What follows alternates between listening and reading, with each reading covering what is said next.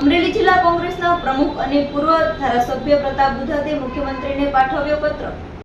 અમરેલી જિલ્લા કોંગ્રેસના પ્રમુખ અને પૂર્વ ધારાસભ્ય પ્રતાપ દુધાતે મુખ્યમંત્રીને પત્ર પાઠવ્યો છે. કમોસમી વરસાદથી પીડિત ખેડૂતોની વારે કોંગી નેતા પ્રતાપ દુધાત આવ્યા છે.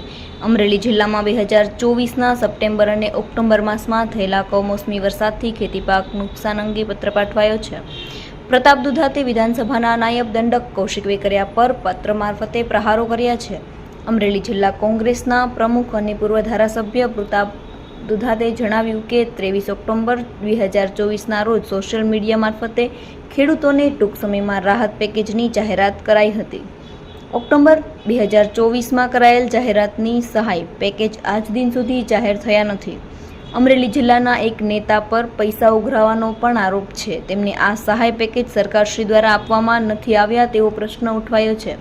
પ્રતાપ દુધાતે વધુમાં જણાવ્યું હતું કે કૃષિ સહાય પેકેજથી અમરેલી જિલ્લાને બાકાત રાખવામાં આવ્યો છે. અમરેલીના નેતાઓ દ્વારા ખેડૂતોને સહાયના નામે મૃગજળ જેમ કૃષિમંત્રીનો પત્ર વાયરલ કર્યો છે. ખેડૂતોને કૃષિ સહાય ક્યારે અપાશે તેનો જવાબ કૌશિક વેકરિયા ક્યારે આપશે કે ફરી મૃગજળ સમી વાત કરશે કે વારે આવશે સરકારને તેવો પ્રશ્ન પ્રતાપ દુધાતે ઉઠાવ્યો છે. નમસ્કાર. અમરેલી જિલ્લાને ગયા વર્ષે એટલે કે 2024માં અતિવૃષ્ટિના કૃષિ પેકેજમાં ગુજરાત સરકારે બાકાત રાખ્યો ત્યારે કોંગ્રેસ પાર્ટી મારફત તાલુકા મથકે ધરણા થયા, આંદોલનો થયા. ત્યારે કૃષિ મંત્રી મારફત અને મુખ્યમંત્રી મારફત હૈયા ધરપત આપી હતી અને અમરેલી જિલ્લાના રાજકીય આગેવાનો મારફત એક પત્ર વાયરલ કર્યો હતો કે અમરેલી જિલ્લાને બીજા પેકેજમાં સહાય આપવામાં આવશે. ત્યારે ફરી વખત ખેડૂતોને આવનાર વર્ષના પાકના વાવેતરની તૈયારીઓ ચાલી રહી છે. ખેડૂતો દેવામાં ડૂબી ગયા છે.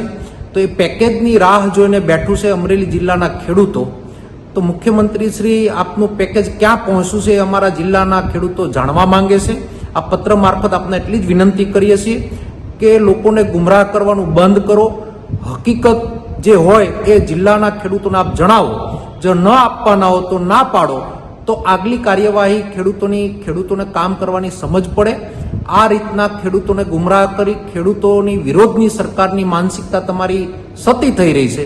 ખોટા પત્રો વાયરલ કરીને ખેડૂતોને ગુમરાહ કર્યા. ત્યારે આ પત્ર મારફત આપની આંખ ખુલે એવી વિનંતી કરું છું.